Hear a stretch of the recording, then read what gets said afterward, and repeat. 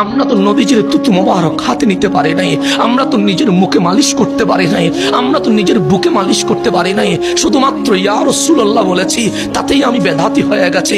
শুধুমাত্র নবীকে দাঁড়ায়া সালাম দিয়েছি, তাতেই আমাদের বন্ধু ফতোয়া দিয়েছে।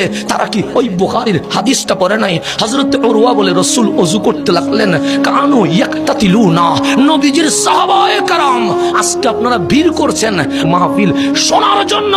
আর মদিনার মানুষ মাহফিল শুনতে যায় নাই, মদিনার মানুষ নবীর কুলির পানি নিতে গিয়েছে।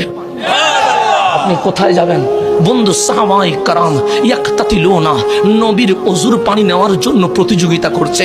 আমি কুলি করলে কে নেবে, কিন্তু রাসূল কুলি করছে। সাহাবায়ে কেরাম বলেন, নবী রে, আপনারে পেয়ে আমরা ধন্য হয়েছি, আমরা আপনার কুলির পানি নিব। আমার নবী নাকে পানি দিলেন, সাহাবায়ে কেরাম নাকের পানিগুলো নিয়ে নিলেন।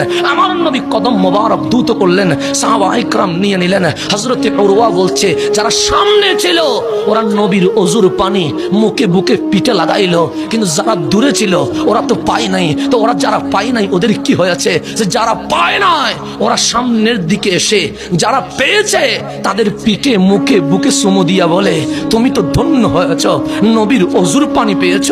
আমি যেহেতু পাই নাই, তোমার চুমা দিয়া নবীর ওযুর পানিটা একটু বরকত নিতে চায়।